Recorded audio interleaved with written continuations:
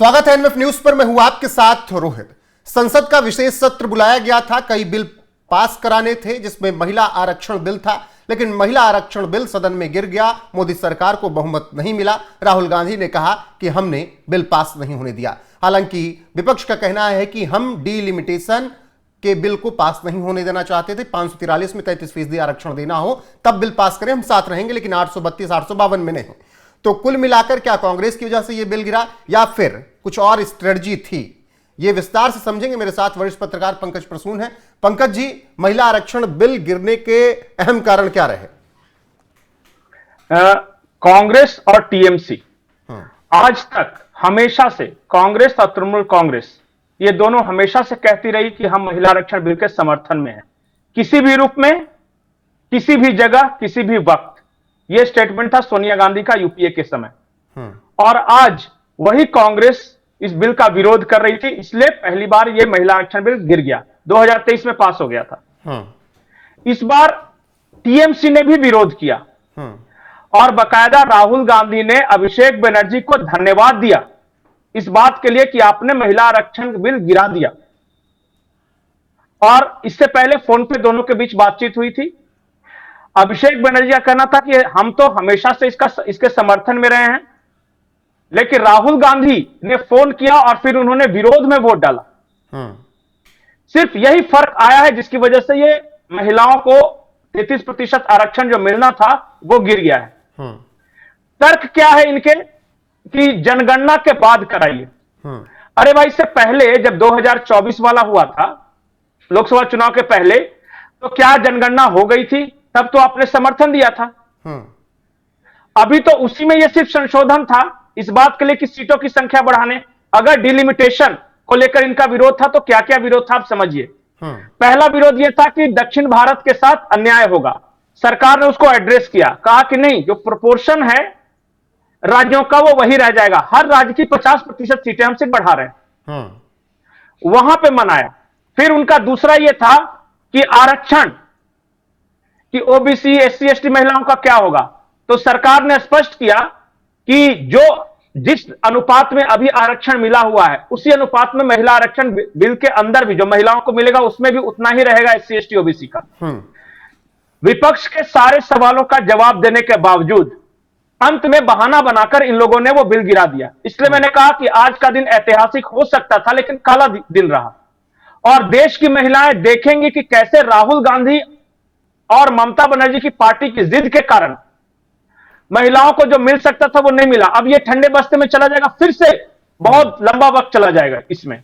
लेकिन पंकज जी, क्या मोदी सरकार ने ये तैयारी नहीं कर रखी थी कि 352 वोट उनको मिल जाए? क्या उन्होंने पहले बात नहीं कर रखी थी? और बिलों पे तो ऐसा होता है कि आप कई लोगों को अपनी तरफ कर लेते हैं और फिर बहुत ज्यादा सांसद अनुपस्थित भी रहे।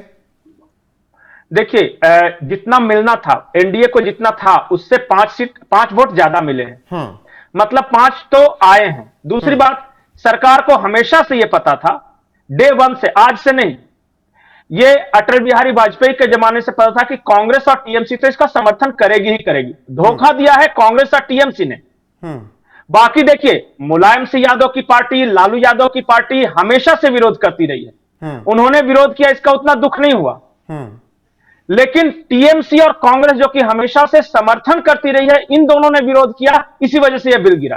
तो बयान सुनाते हैं। आज जरा सोचिए कि 99 और 21 टीएमसी कांग्रेस के होते तो आज महिलाओं के लिए ऐतिहासिक दिन होता, देश भर में जश्न मन रहा होता। 54 देश की आधी आबादी माफ नहीं करेगी राहुल गांधी को। 54 ही चाहिए थे।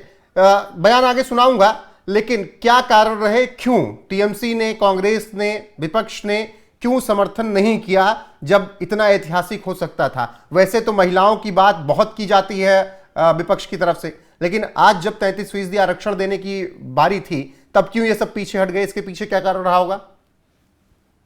बहाना, और दूसरा ईर्ष्या, द्वेष, दाह, जलन। मोदी सरकार कैसे क्रेडिट ले सकती है? क्रेडिट उसके पास नहीं चला जाए, इस वजह से राहुल गांधी को ईर्ष्या है।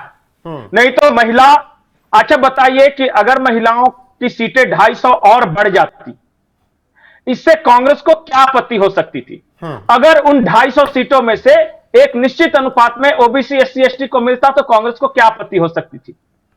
सिर्फ इस बात के लिए कि जनगणना करा लो और फिर कराओ। जनगणना कराने से क्या हो जाता? उनका यह कहना था कि पहले जातियों की गिनती होती और जातियों की गिनती के अनुसार तब हम उनमें यह करते। आप जरा बताइए, क्या इंडिया जो विपक्ष है उसके सारे दल इस बात के लिए राजी थे? नहीं। सबका अपना अपना कारण था। डीएमके ने इसलिए विरोध किया क्योंकि दक्षिण के साथ अपमान, और उसी दक्षिण भारत से सबसे ज्यादा वोट आए। चंद्रबाबू नायडू ने समर्थन किया, जगनमोहन रेड्डी की पार्टी ने समर्थन किया, लेकिन कांग्रेस ने समर्थन नहीं किया। और इसको जवाब देते नहीं बन सकेगा। यह नहीं कि डिलिमिटेशन का हम विरोध करते हैं। अरे भाई, डिलिमिटेशन का विरोध किया इसलिए तो दोनों बिल गिरा। महिला आरक्षण आप पास करवा देते, उसको क्यों गिराया फिर? तो देखिए, कुल मिलाकर ये सब बहाने हैं, तर्क कुतर्क सब किया जा रहा है। अगर आप में इतनी क्षमता थी, पहले इसको पास हो जाने देते। और कभी भी आपकी अगर सरकार आती तो इसमें फिर से संशोधन कर लेते। बिल्कुल, महिलाएं ही तो आती ना। बिल्कुल। कुछ बयान सुनाते हैं। एक बयान मुलायम सिंह यादव का, पूर्व का, मायावती ने जिस तरीके से समर्थन किया था वो, और राहुल गांधी आज क्या कुछ कह रहे थे, किस तरीके से वो अपने ही अंदाज में थे, वो बयान सुनिए। ऐसी लड़कियां आएंगी उद्योगपतियों की, बड़े बड़े अफसरों की, ये लड़कियों को देखकर लड़के पीछे से सीटी बजाएंगे। हाँ, बता रहा हूं आपको, ये मैं बता रहा हूं, इसलिए बता रहा हूं कि आपका माथा ठनके, आपको गुस्सा आए, गांव गांव पहुंचे बात, और बड़े आंदोलन के तैयार हो जाना।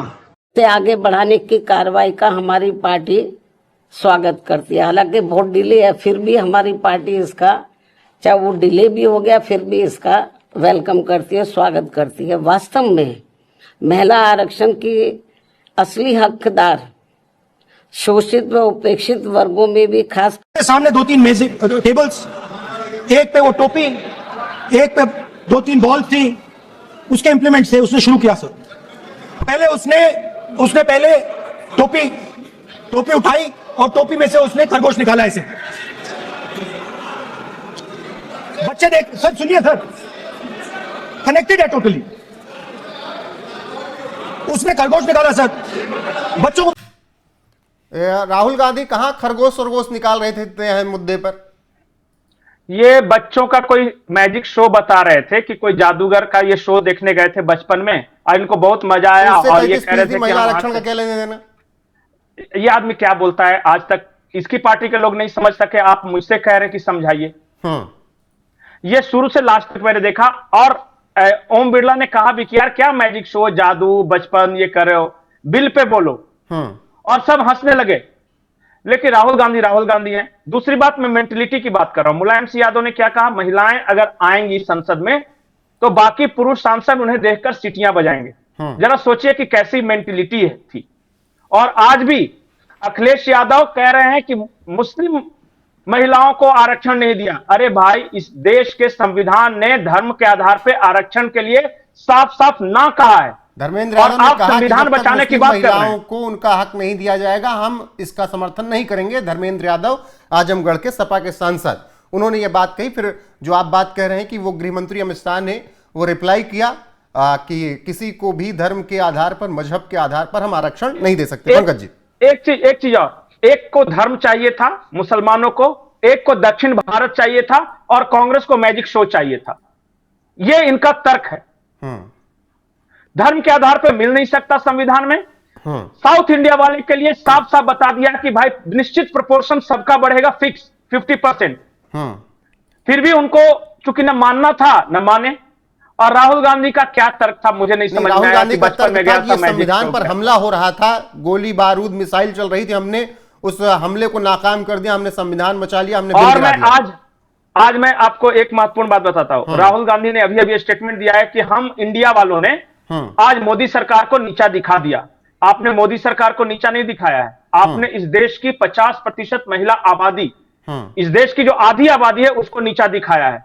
और इसका जवाब मुझे लगता है कि आने वाले वक्त में मिलेगा। जैसे ये संसद सत्र खत्म हुआ, गिरा बिल, महिला सांसद ने प्रदर्शन शुरू कर दिया, और अब इसे लेकर बीजेपी जन जन तक जाएगी। लेकिन और बंगाल में क्या होगा, देश की एकता के लिए एक बड़ी जीत है आज का बिल गिरना। अच्छा, महिलाओं को आरक्षण नहीं मिले, इससे देश की एकता का क्या संबंध है, आप बताइए। जाने तो यही तो राहुल और प्रियंका की बात का अगर आप मुझसे जवाब मांगेंगे तो आई एम सॉरी, मेरे पास जवाब नहीं है, क्योंकि कोई मतलब ही नहीं है उसका। लेकिन इतना मैं जानता हूं कि आज जो टीएमसी ने किया है वो बंगाल की महिलाएं भी देख रही हैं। बंगाल की महिलाएं पढ़ी लिखी हैं, शिक्षित हैं, वो सब समझ रही हैं। और फिर इस बात को लेकर जन जन तक जाएगा। आज महिलाओं को आरक्षण नहीं मिला, इससे आज कांग्रेस खुश है कि मोदी सरकार को नीचा दिखा दिया, लेकिन इस नीचा दिखाने के चक्कर में इसके इंप्लीकेशंस क्या होंगे। और याद रखिएगा, जिस पार्टी ने महिला आरक्षण बिल का आज तक जिसने भी विरोध किया हो, वो सब पार्टियों का क्या हाल हुआ जरा इतिहास निकाल के देख लीजिएगा। आरजेडी की क्या हालत है, समाजवादी पार्टी की क्या हालत है, ओम प्रकाश चौटाला की पार्टी की क्या हालत है, बड़ा उछल उछल कर विरोध करते थे ये सब। ठीक है पंकज जी, आज उनकी क्या हालत है देख लीजिएगा। और ये टीएमसी और कांग्रेस आज के दिन का सबसे बड़ा विलेन यही दोनों पार्टी। बहुत शुक्रिया आपका। 54 वोटों से महिला आरक्षण बिल गिर गया है सदन में, और इसके बाद कांग्रेस ने कहा है कि हमने देश की एकता, अखंडता और संविधान को बचा लिया है, हमने बिल गिरा दिया है। अब आगे निश्चित तौर पर इस पर कुछ दिन देश में आपको अच्छी खासी बहसबाजी देखने को मिलेगी, और उसकी हर एक अपडेट आपको एनएफ न्यूज पर मिलती रहेगी। अभी के लिए बस इतना ही, बने रहिए हमारे साथ लगातार। नमस्कार।